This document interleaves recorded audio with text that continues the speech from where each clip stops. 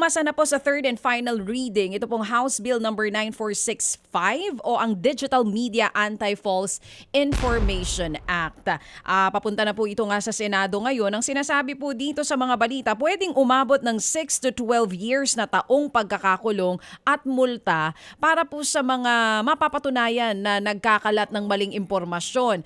Ngayon, ito na nga ba ang sagot po sa laganap na fake news dito sa bansa? Pero bakit may mga grupo po ngayon na tumututol dito sa House Bill number 9465 na ito dahil ang sinasabi nga po ng iba't ibang mga grupo ay posible daw po itong magbigay ng chilling effect, hindi lamang po sa mga social media content creators, maging sa mga journalist at sa iba pa pong mga kritiko ng gobyerno. Kasama po natin para ipaliwanag ito ang head po ng public engagement ng Sigla Research Center, si Sir Ferdinand Sanchez. Magandang umaga po, Sir Ferds.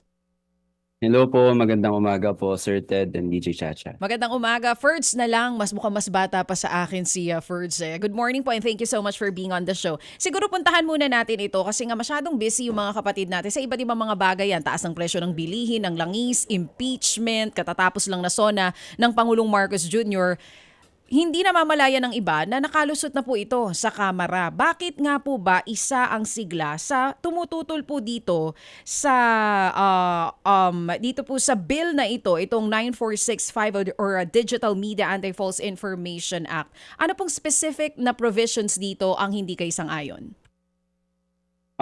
Malinaw po yung sinasabi namin sa sigla, no? Dapat nating solusyonan yung disinformation, pero merong mga dangerous provisions dito sa isinusulong na panukala, no, na laban doon sa political speech and freedom of expression natin, no? So merong mga provision dito na pwede magpakulong sa'yo na knowingly and willingly, kunwari nakapag-share ka ng disinformation or fake news na i-post online, pwede ka na kagad makulong dito. Una yon na pwede makapag-target, no, sa mga ordinaryong Pilipino at lalo doon sa mga kritiko ng pamahalaan. Pangalawa ay meron ding magkakaroon din ng judicial power yung ating pamahalaan para makapagpa-take down, no, ng iba't ibang post online. So maraming pwedeng problema to dahil una, kakailanganin mo na actually ng Supreme Court order para magawa ito. At syempre, labag din ito at overreach ito sa kung ano yung mga pwede natin may post online. At syempre, kung ano na rin yung maaring totoo o hindi. So may kita natin yung pagpapalakas, no, ng kapangyarihan ng pamahalaan sa kung ano yung pwede at hindi natin pwede sabihin. At kung mas babasahin pa natin yung overall na panukala ay hindi naman talaga nito malulutas, no, yung problema ng disinformation sa ating bansa.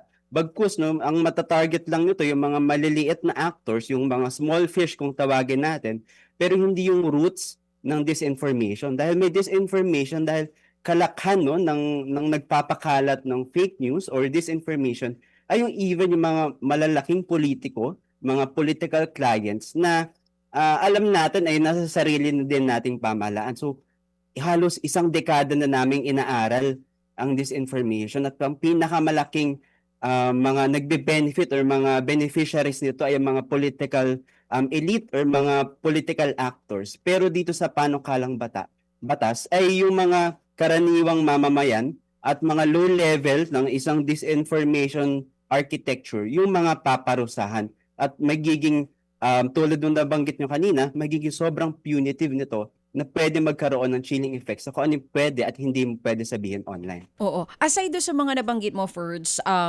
yung criminal liability nga nito, mabigat, 6 to 12 years, tapos may multa na 500,000 hanggang 2 million pesos. Pero isa sa pinakatinututukan ng ibang civil society or kasama na rin po yung inyong grupo, yung interpretation nung tinatawag na materially assist na nakalagay mismo doon sa panukalang batas, kung saan pwedeng ang lumawak yung interpretation nito. Help us understand kung bakit mas kumbaga mas ang tatamaan dito ay yung mga kritiko ng gobyerno more than the troll farms na gusto rin nating masugpo. Ang dami rin kasi niyan talaga ngayon. And kumbaga hindi na rin natin alam kung paano natin masusolusyonan itong disinformation.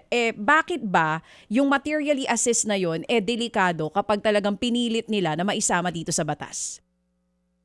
yung delikado dito sa framing na to is yung interpretation no ng kung ano yung materially assist no. So hindi lang yung taong gumawa o yung nag-publish no ng disinformation, fake news, yung criminally liable. Kasama na rin dito yung sino mang tumulong kahit hindi siya yung direktang gumawa o yung nag-post. So ibig sabihin no kung sino man yung mga nakatali no kapag merong nag-post dito sa Facebook halimbawa or sa anumang social media platform, kapag sila ay halimbawa operationally nakasupport, financially nakasupport, technical or even logistical, ay pwede ka rito madawit no. So ibig sabihin kahit kung ano yung makita natin online, pwede silang matag at pwede rin silang maging parte no nung huhulihin no ika-crackdown ng gobyerno kapag dahil doon sa pagiging doon sa definition at interpretation no doon sa materially support or materially assist pagdating sa disinformation or fake news. Oo, at isa rin po sa pinupunto ng inyo pong grupo, yung for individual users, halimbawa na nag-post, matindi yung parusa na ibibigay pero masyadong malambot yata sa mga platforms. Halimbawa, kung ako yung nag-post at ako ang napatawan na nagpakalat ng fake news, parang mas matindi yung ibibigay na sanction sa akin kaysa dun sa social media platforms. Halimbawa kung Meta, ganun po ba yun? So in a way nakita natin na hindi ganoon kalakas yung accountability no sa platform yung um, yung pag-implement or yung mga pinopropose dahil parang even yung pag pag pag hold accountable pagdating sa revenue ay hindi ay maliit no dahil yung platforms ay meron ding liability meron ditong tinatawag na liability shield no na hindi mapapanagot yung platform kung mapatunayan beyond reasonable doubt na hindi naman sila may alam or active yung participation nila. So in a way, pwede rin sila maging ligtas or hindi maging part doon sa pag-spread doon sa disinformation or fake news. Pero on the second level, yung pagpataw din doon sa revenue nila ay hindi rin ganun kalaki, 'di ba? Na napakalaki ng kinikita ng mga social media platforms pagdating sa pag-post mo online. Doon nakikita natin ang daming ads, ang daming likes and shares, and malaki rin yung kinikita nila doon. Pero doon sa mga ipinapanukalang batas ay hindi naman ganoon din kalaki no yung multa or fine sa kanila. Kung i-compare mo doon sa individual, isang normal at ordinaryong mamamayan na magpo-post tapos around 1 to 10 million no yung kanilang magiging multa or kailangan bayaran. So napakalaki nung difference no kung ikaw ay normal na mamamayan at kung ikaw naman ay platform na napakalaki rin ang iyong kinikita. Oo. Nabanggit mo kanina, Ferds, na kayo dyan ay matagal nyo nang pinag-aaralan yung epekto ng disinformation, fake news, misinformation dito sa ating bansa. And I'm sure alam ninyo kung gaano talaga ito kalaganap ngayon. Kung hindi itong bill na ito ang sagot para dito sa paglaban natin sa fake news, are there other pending bills na nandyan ngayon either sa Kamara or sa Senado na pwedeng yun ang gamitin natin na hindi sing delikado kagaya ngayon ang sinasabi nyo dito sa House Bill 9465? Ang alam namin merong mga version halimbawa ng Troll Farm Act at iba pang other versions na against disinformation no na mas naka-focus doon sa mas troll level na troll farm agency level na pagpapanagot sa pag-spread ng disinformation.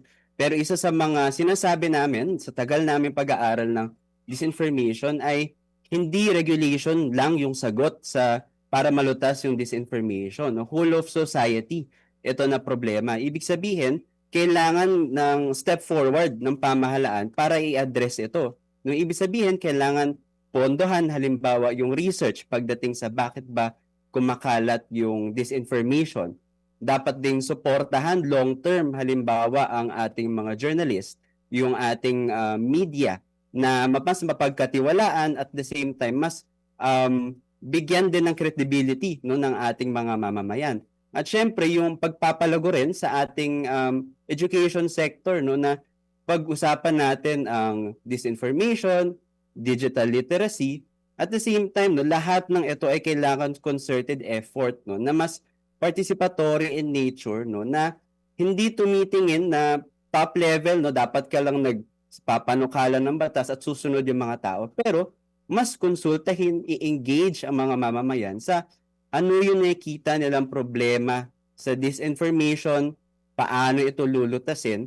Dahil nakikita natin kahit yung mga civil society, journalist, media, no, digital rights advocates, marami na rin ginagawa pagdating sa paglaban sa disinformation. No? Kaliwat kanan yung digital literacy, at the same time mas nagiging creative din tayo sa kung paano natin ito lulutasin, i-address bilang isang lipunan. Oo, I have to agree with you. Yun lang, nagiging creative din itong mga fake news peddlers. No, kung gaano ka-creative yung mga lumalaban sa fake news, mas creative din sila.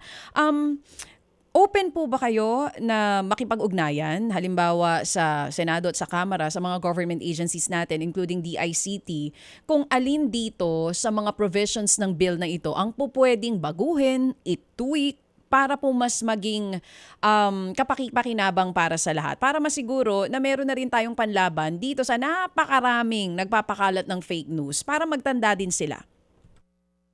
Actually, yung gusto ko i-mention or i-re-echo yung na-mention mong mas nagiging creative ngayon yung disinformation actors. And yun yung challenge sa atin na mas maging creative din, no, bilang isang bansa. At kami sa Sigla ay very much open, no, na makipag-dialogo, makipag-usap sa ating pamahalaan. Actually, nung past to technical working group, no, na bago ito ipasa sa Kongreso, ay parte tayo, nung parte ang Sigla kasama ng media organizations, other advocacy organizations on digital rights na magsumite ng aming position paper at nakapagbigay din kami. At kung paano pa ito pwede i-refine, i-edit, ay open pa rin kami, no, para makapagbigay ng aming opinion, ating evidence-based research sa kung paano pa natin lulutasin itong disinformation sa ating bansa. Oo. So kumbaga, kung may mga babaguhin, kagaya po nung mga na-erase nyo kanina, okay sa inyo itong batas na ito. But what if they're close? At kung sakali man ito po ang i-push nila na maipasa, ano pong magiging epekto nito sa mga lumalaban o nagkikriticize sa gobyerno? Lalo na po yung mga nasa media at yung mga journals natin. Kung ipasa po ito doon sa current form, ay ang nakikita talaga namin ay yung pag-abuso nitong batas na makapagpatahimik, no, sa ating civil society organizations, lalo sa kritiko ng ating pamahalaan. At yung warning nga namin ay hindi lang kung ito ay maipasa at gamitin ng pamahalaan, ay kung maaari sa susunod na gobyerno ay gamitin din, no, laban sa kanilang mga kalaban at sa kanilang mga oposisyon, no. So napakalaki ng aming warning na hindi maipasa in its current form yung ating batas, at the same time yung pagpapalawak ng ating diskurso at diskusyon.